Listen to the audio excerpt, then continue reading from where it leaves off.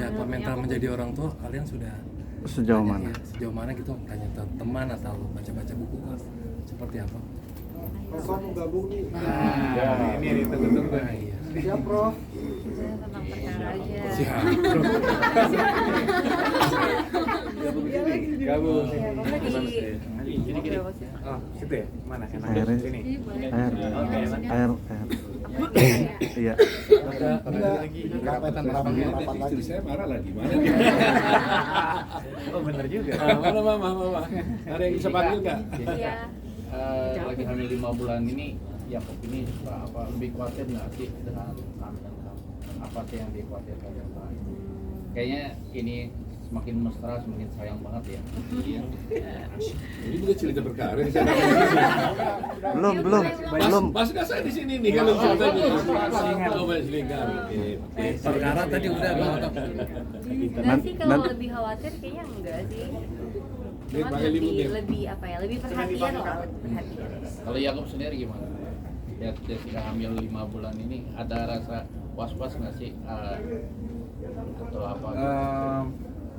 Was-was sih enggak ya, cuman tentunya kan karena ini kehamilan pertama kita, jadi ya pastinya lebih banyak research cari teman, kalau ini boleh nggak, ini boleh, double checking aja, semuanya di double check. Oh bener, kalau salad emang bener nggak boleh misalnya, yang mentah-mentah ya tapi itu masih batas normal kok, aman. Sempat sharing sama suhu nggak sih? Suhunya sebelahnya nih. Pasti dong, pasti kasih masukan gitu. Apa tuh Kak masukannya Kak? Biasanya apa? Rahasia dong kalau itu. Sebagai Hanya calon dapur, ayah, dapur. sebagai calon ayah apa biasanya obrolan sesama apa?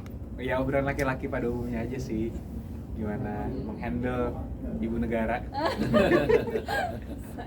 Prof mungkin nanti siap Prof, gendong-gendong begadang juga ikutan. Sudah nunggu ini soalnya. Kapan datangnya gitu ya? Udah pengen kan? Udah berapa tahun? Bayangin di umur dia 28 tahun, berarti udah 28 tahun yang lalu saya sudah tidak pernah gendong apalagi ya cucu kan. Jadi, ya udah juga ya, yang lain-lain ada, apa udah gede-gede juga semua gitu loh. Kayak Jess, kayak aku nggak perlu babysitter dan titip ke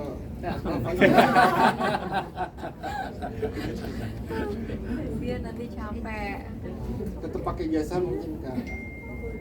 Mungkin iya ya. Cuman belum tahu lihat kondisi nanti sih.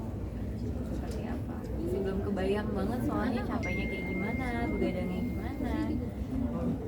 Cuman banyak keluarga yang mensupport. Tapi kan ini anak pertama, apakah sudah ada kayak latihan parenting atau apa gitu? Baca-baca buku aja sih untuk sekarang. Tapi ada soalnya kan tadi kakak bilang mau ngurus anaknya sendiri gitu, maunya gitu.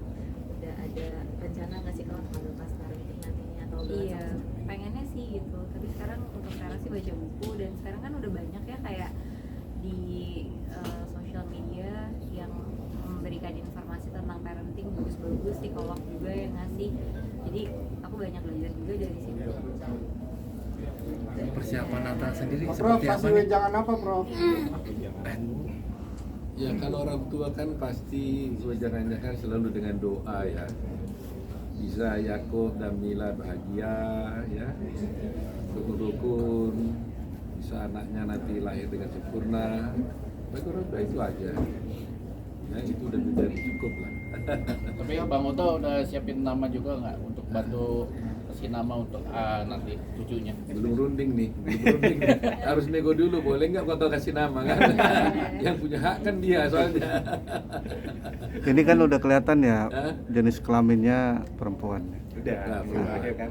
Apakah nanti secara tidak kebetulan kan pernah nanganin kasus yang Jessica dan sekarang juga namanya juga Jessica. Apakah inisial J itu bakalan digunakan? Ya kadang-kadang saya kejebak juga sama wartawan loh, gara-gara Jessica. Saya pernah cerita nggak itu waktu itu? Saya di suatu televisi diwawancara tentang Jessica Wongso. Iya. Turun-turun di bawah, banyak wartawan begini. Saya bilang, ngapain? Wawancara soal Jessica. Ya tadi kan sudah, saya bilang. Ya, nggak apa-apa Pak, katanya. Nah, terus Jessica Wongso lagi gitu. setelah duduk yang ditanyain bukan Jessica Wong, ditanya Jessica Mila. Aduh, saya terpaksa menjawab kan. Nggak bohong sih berarti ya. Nggak bohong, Memang Jessica, cuma beda Jessica. Pak, ngomong-ngomong soal Jessica nih kan, Bang Oto juga nanganin kasus Jessica nih. Kan sekarang juga lagi launching bantuan hukum gratis ini sebagai salah satu langkah juga Kak sebagai membantu Jessica, karena kan banyak yang bilang dibayar berapa ratus gitu pro bono. Gimana Bang tanggapannya?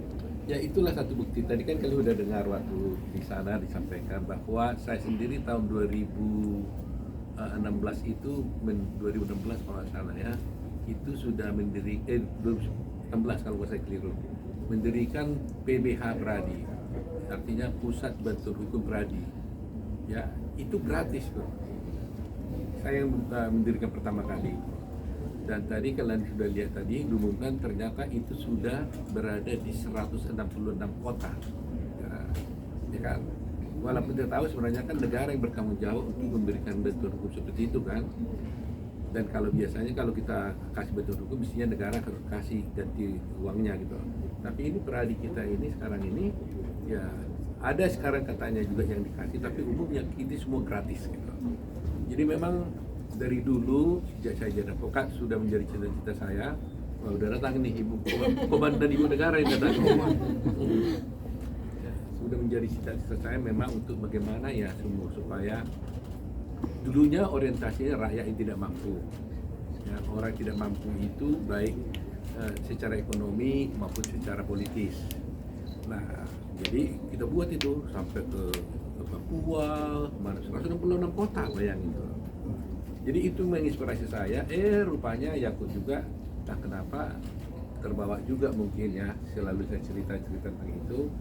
Akhirnya dia kembali membuat perkara ini. Nah, perkara ini jelaskan kepentingannya kan untuk kepentingan rakyat yang tidak mampu sebenarnya. Tapi karena sistem implikasinya sulit sekali untuk membuat tidak mampu atau tidak, akhirnya dia loskan aja siapapun orang yang membutuhkan bantuan hukum ini boleh. Gitu. Baik dia mampu, tidak mampu, mengenai apa saja dia bisa.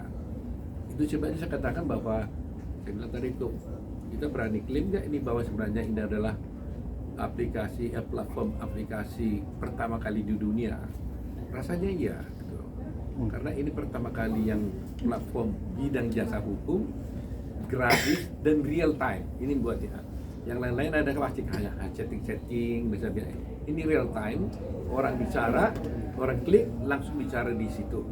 Dia tinggal pilih, oh masalah saya perburuan, dia klik, oh dilihat ahli perburuan, dia klik langsung bisa bicara langsung, dia bisa minta konsultasi hukum. Selanjutnya, kalau kemudian mereka cocok, kemudian dia pengen menunjuk orang itu jadi lawyernya, silakan di luar sana. Dan perkara tidak dapat uang apa-apapun dari situ. Nah, misi utamanya itu. Jadi saya yakin dan percaya ini akan mengalami kesuksesan. Dalam arti akan banyak mencari keadilan yang kalau ini udah tahu nanti dia tidak akan pusing lagi. Bayangkan kalau dia ada masalah hukum dia harus cari pengacara, ya kan? Berkelahi anak-anaknya aja pun dia bingung. Dia udah tanya kepada perkara, ya. Jadi Markus nanti akan hilang ini. Karena Markus itu kalau ada Markus, ya kalau dia kan tanya perkara, betul nggak ini administrasi orang ini? Pasti kan hilang kan gitu. Jadi itu yang dituliskan oleh Yakub ya, bagi saya terus terang aja bersyukur pada Tuhan lah, karena apa yang saya cita-citakan itu bisa juga terwujud.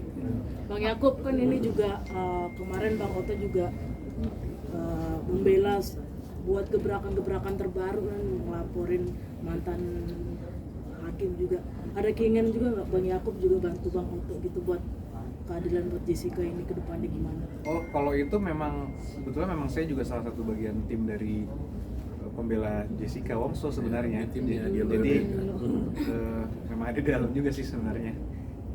Berarti memang sudah membantu Papa dari jauh-jauh sebelumnya gitu. Iya, makanya yang tadi saya sampaikan 2016 itu baru saya lulus, kasus pertamanya langsung itu. Langsung Jessica. Langsung kasus besar juga ya? Langsung, jadi menarik sekali, makanya waktu itu awalnya lihat kaget juga pertama lulus, langsung lihat berkas perkara segini banyak, melihat banyak kejanggalan-kejanggalan dan langsung dihadirkan dengan kasus yang begitu rumit, tapi fakta hukumnya sebenarnya sangat clear untuk terdakwa sebenarnya. Makanya waktu itu itulah yang membakar semangat juga. Wah, ternyata jadi lawyer seru. Karena kan banyak orang juga magang atau kerja setelah lulus itu untuk mencari tahu nih, apakah lawyer ini benar nggak sih untuk saya? Apa jangan-jangan saya suka sekolah hukum, ujung-ujungnya jadi businessman, jadi politis, jadi politikus, jadi yang lain-lain. Ternyata dari kasus Jessica itu makin semangat, harus memperjuangkan keadilan. Disitulah makanya sejalan juga, habis dari S2, terbitlah perkara, kita yang menciptakan akses untuk keadilan yang merata, dan juga akses untuk layanan hukum keseluruhan. Jadi bukan hanya konsultasi hukum nantinya juga perkara hadir, ada layanan hukum lainnya, dari legal opinion, dari legal forms, dari notary services, semua layanan hukum kita akan coba untuk digitalisasi bersama. Oke, tadi happy juga dengar dari ada support dari Pak Menteri juga, Pak Menpora juga, dari BPH juga hadir tadi, dari Kemenkumham yang secara gamblang menyatakan bahwa bagaimanapun juga jangan hanya konsultasi, yang lainnya walaupun berbayar harus ditawarkan, karena itu yang membuat platform ini sustainable. Ketika ini sustainable baru bisa berjalan, kalau tidak kan yang dirugikan siapa? Mencari keadilan juga. Itulah mindset cara pikir yang mau kita rubah, sehingga nantinya legal services apapun itu akan kita coba digitalisasi. Walaupun mulainya semangat pro bono ini luar biasa sekali, PB Pradi 166 kabupaten kota, di kita udah sampai 85 cabang yang sudah masuk. Mudah-mudahan bulan depan bisa dengan adanya aplikasi, mudah-mudahan bisa masuk semua. Jadi buat teman-teman yang butuh konsultasi hukum gratis, langsung saja. Nggak perlu daftar repot-repot, nggak perlu upload KTP, nggak perlu kasih surat keterangan miskin, gratis. Bisa langsung. Jadi monggo dicoba. Bisa menjamin tuh Bang, maksudnya kan Apa itu, kalau nama aplikasi? banyak stereotip, kalau ada yang gratis pasti jawabannya judes, terus slow respon gitu-gitu kan banyak tuh orang-orang. Iya. Nah inilah yang kita bangga juga dengan advokat di Pradi sebenarnya, di PB Pradi, YLC dan DPN Pradi juga, termasuk advokat-advokat senior yang ada di dalamnya. Tadi mungkin lihat ada foto juga, dan tadi ada barusan tadi komit juga, ada lawyer senior juga Pak Hendrioso yang ingin masuk juga di dalamnya. Jadi sebenarnya kalau kualitas kita bangga karena sudah terjawab nih dari rating lawyer, sudah ada keterbukaan informasi. Si klien juga nanti kalau Mbak coba pakai bisa langsung rate juga. Bintang berapa nih taruh, sama kayak e-commerce belanja online sama juga, bisa bintang 5. Oh, jawabannya sesuai. Bisa kasih komen juga. Oh, ramah sekali lawyernya. Kalau jutek bisa tulis jutek. Nanti kalau jutek bisa langsung masuk ke saya tuh. Bintang 1 jutek. Nah, bisa saya kontak nanti Dewan Kehormatan Pradi. Ini tolong lawyer yang ini diperiksa atau diperhatikan. Ada kode etik kan? Kalau dia melanggar kode etik di situ kena juga dia itu. Jadi memang diawasi. Dan kalian bisa juga ya keluarkan dia dari Bisa. Jadi dia tidak kalau lawyer itu bintang 1 otomatis ke suspend akunnya. Jadi di situ makanya dengan adanya digitalisasi ini harusnya kualitas lawyer sih akan meningkat juga. Itu yang kita harapkan sebenarnya. Bukan hanya akses, tapi akses kepada keadilan, dan pemberi bantuan hukumnya kualitasnya harus top. Harus first class service tadi kalau kata Pak Oto di speech-nya. Bang Yakub dan Pak Oto, ini ada kabar terbaru terkait kasus Jessica Wongso. Salah satu Kadif Propam Mabes kemarin sempat ada obrolan atau cerita bahwasanya yang membunuh ini bukan Jessica Wongso. Menanggapinya gimana? Tuh, saya belum dengar itu. Ada itu. Resmi Kadif Propam yang sekarang ini. Mantan Kadif Propam yang dulu. Sebelumnya. Iya. Luar biasa kalau ada mau berita juga. Dulu kan masih satu yang nanganin kasusnya bersama Pak Krisna Murti. Oh. Jadi anak buahnya dulu. Anak gue ngomong gitu, wah kali itu benar, wah luar biasa ini. Kalau boleh dia mau bersaksi maunya kan, ya karena kan saya sudah katakan saya meyakini betul bahwa bukan Jessica Wongso yang melakukan pembunuhan gitu kan. Bahkan kalau saya direncana hari Jumat kalau masalah ini kita sudah melakukan legal action ini. Kami tim yang ribuan orang itu nanti akan melaporkan seseorang yang terlibat di dalam perkara itu, yaitu salah satu diantaranya adalah yang menyembunyikan barang bukti CCTV itu hari Jumat akan kita laporkan ke Mabes Polri. Habis ya. Ya, kita akan laporkan itu. Jadi kita akan berangkat kan, seperti saya janjikan, ini kita nggak biarkan kan. Jadi semua orang-orang yang diduga melakukan kejahatan di dalam kasusnya Jessica Wongso itu akan kita laporkan supaya terungkap. Dan dengan terungkap, negeri ini baik, kepolisian juga namanya bagus, ya kan? Itu sebenarnya saya katakan, saya harapkan kalau ini kita laporkan kepada polisi seandainya pun ada oknum polisi di dalamnya, tolong jangan diproteksi, nggak usah, tapi harus ditindak. Terlalu mahal harga institusi hanya untuk melindungi 1-2 orang oknum. Mendingan oknumnya ini harus dibersihkan supaya institusi Polri-nya bagus. Jadi nanti kalau mau melapor, itu harapan kami daripada institusi kepolisian, ya. Sudah ada bukti-buktinya sangat akurat sekali ya. Jadi kalau udah nanti terbukti bahwa CCTV-nya direkayasa, kemudian otopsinya dihalang-halangi dengan tujuan tertentu, ya kan? Maka mereka itu harus diproses gitu. Ya, kalau ini nggak terungkap, saya kira ini akan bahaya. Makanya DPR juga udah mulai bicara kan. Nah, jangan-jangan terlalu mungkin Presiden udah bicara. Yang saya hanya sangat heran sebenarnya kok Pak Mahfud nggak pernah mau bicara sebagai Menteri Polhukam. Biasanya kan beliau kan selalu respon, tapi untuk kasus ini dia diam saja gitu. Nah itu sangat kita sayangkan lah. Jadi mudah-mudahan dengan terungkapnya kasus ini nanti kita akan mengetahui bahwa Jessica itu tidak bersalah. Nah kalau sudah bukti-bukti itu dapat, itu kan akan menjadi novum buat saya kan, bukti baru. Nah ini adalah dasar saya nanti untuk mengajukan peninjauan kembali ke Mahkamah Agung. Nah apalagi kalau ada keterangan tadi mantan Kadifropam katanya ya, kalau itu benar ada, ya kalau boleh beliau bersaksi lah ya bahwa itu tidak benar gitu kan, ditambah laporan-laporan kami nanti. Dan ini TV saya minta ya bantulah, bukan untuk saya, tapi memang negeri ini harus kita perbaiki. Bayangkan Jessica 7 tahun di dalam penjara terhadap suatu hal yang tidak pernah dilakukannya. Coba bayangkan, perempuan loh. Coba bayangkan, sudah saya katakan berkali-kali, dia dimasukkan di sel tikus hampir 4 bulan lebih. Sel tikus itu maksudnya di kamar yang gelap, kecil, di sana ada tikus, kecoa dan sebagainya, ya kan? Di situ 4 bulan. Dan saya mendengar informasi dari wawancara daripada mantan kepala tahanan, paling lama orang dimasukkan juga 4 hari. Teroris, dan ngaku 4 hari itu udah ngaku. Biasanya 1 hari aja udah ngaku.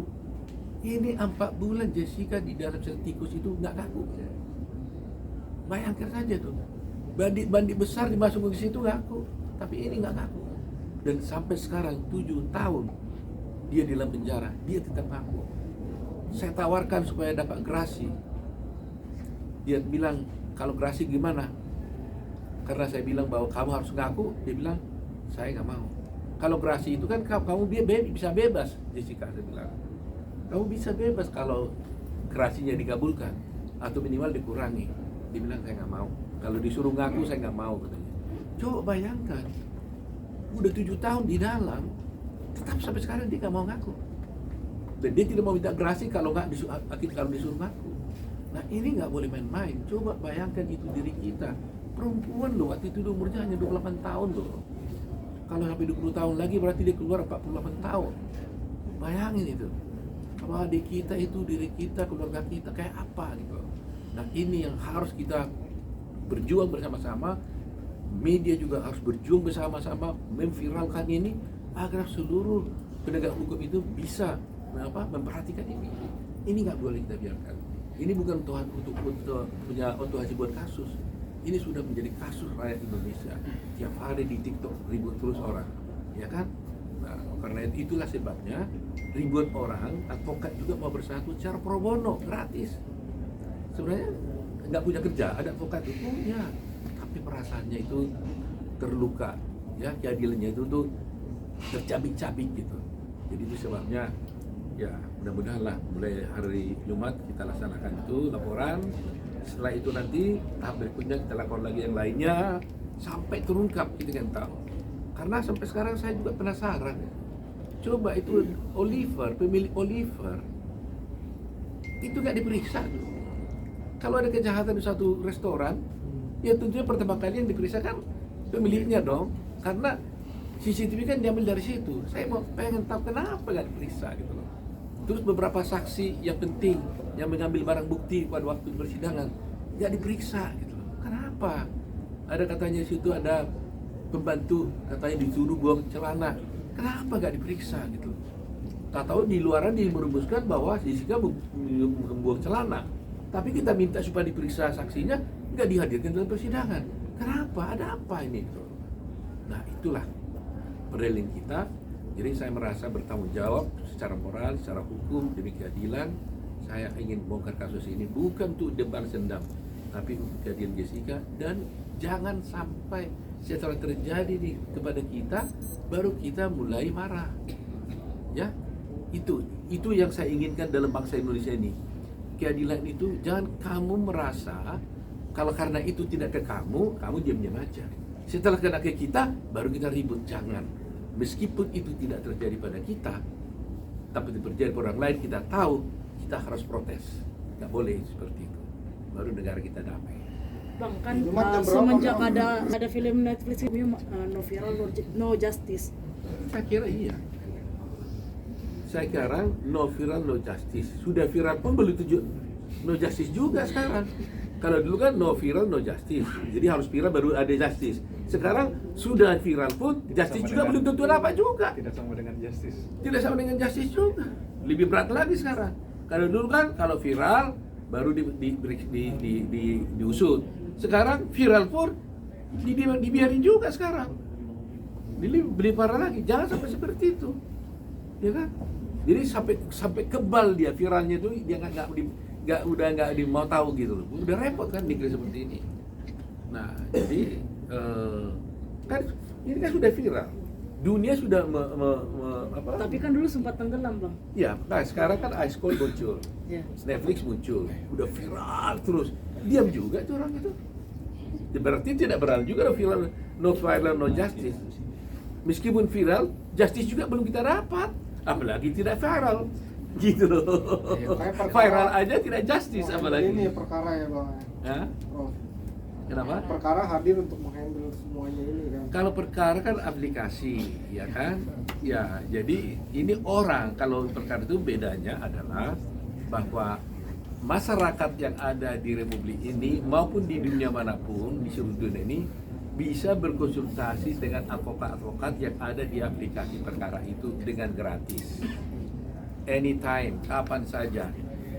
Itu perkara. Jadi bagi masyarakat kalau ada masalah, gak usah takut, ada solusinya, yaitu perkara. Apa namanya? Apanya? www apa namanya? Oh iya, perkara.com. www.perkara.com. www.perkara.com. Klik aja, sudah selesai. Gak usah bayar-bayar, gak usah pergi ke kantor pengacara atau ke kelurahan dan sebagainya. Bang, terakhir, Bang. Ya? Terakhir, Bang. Bang, hari per Bang, hari. terakhir, Bang. Kajian Berarti sekarang, dengan kasusnya Jessica ini sudah viral, belum tentu dia dapat keadilan dong. Belum tentu. Makanya saya bilang no viral no justice katanya harapannya. Ternyata sekarang meskipun viral belum tentu juga dapat keadilan. Makanya saya bilang berangkat viral aja belum tentu dapat keadilan, apalagi tidak viral gitu loh. Oke. Ya. Persiapan Natal seperti apa nih? Bang, di keluarga persiapan Natal seperti apa nih? Apalagi sekarang udah mau punya cucu. Keberkahannya seperti apa bagi Yakub sama Mila? Urusan anak-anak lah. Mila sama Ibu itu kepala suku, kepala suku apa nih? Nanti panggilnya Oma atau Opa nih? Gimana Yakub persiapan Natal nih? Baru udah mulai koordinasi nih sama Opung Boru, Opung Doli, koordinasi tanggal. Kan banyak acara Natal masing, ada acara kantor, acara pradi, acara Natal keluarga dulu nanti. baksos. Nah, kita lagi koordinasi tanggal nih. Tentunya kan kita pengennya bersama. Kita merupakan tradisi keluarga juga sih Natal Yang selalu bersama. Tapi memaknai Natal di tahun ini seperti apa deh kalian? Tentunya Natal tahun ini spesial ya, indah sekali. Walaupun belum lahir, cuman Mila kan udah berdua nih sekarang, udah bukan sendiri nih. Iya. Jadi tentunya Natal pertama dengan ada tambahan buah hati kan juga suatu berkat lah. Jadi kita terima kasih, sangat bersyukur dan mohon doanya nih paling penting dari teman-teman. Kak Jess, beratnya udah berapa nambahnya nih? Kelihatan dari pipinya kayaknya bengkak. Kayaknya udah 6 atau 7 kilo deh. Belum nih. Oh deh, nggak kelihatan tapi. 6 kilo, tapi mungkin sekarang udah naik lagi gitu. Opung-opung udah Tapi siapin ada kado mungkin. spesial nggak sih nanti di Natalan nih bakal tukar kado apa seperti apa? Masih nih, kerjanya Opung. Biasanya pemburu itu biasanya. Biasanya kita tuh Tunggu kado opung nih. Untuk Natal keluarga. iya. Kita udah bicara-bicara soal Natal. Ini kan tradisi dua keluarga bakal bergabung ya. Bakal ngumpul seperti apa nanti, ada masakan spesial kah dari mama apa dari keluarganya Mila? Tradisinya kan pasti berbeda gitu maksudnya. Kebetulan mirip sih ya kalau masalah Kalau Christmas juga. iya masalah tradisi sih sebenarnya mirip ya, sama kumpul-kumpul, ibadah sama-sama, berdoa sama-sama gitu, paling makan, tukar kado gitu. Berarti bergabung dengan keluarga Mila dengan keluarga kita mengadakan acara Natal juga sama. Seru kayaknya rame. Biasanya pemburu tuh yang Iya. paling ribet, Saya seru biasanya itu ya. bicara. Koordinator tahunan. Saya biasanya Berarti di Jakarta ya Opung ya? iya di Jakarta. Jakarta. Kita mau diundang sih. Iya.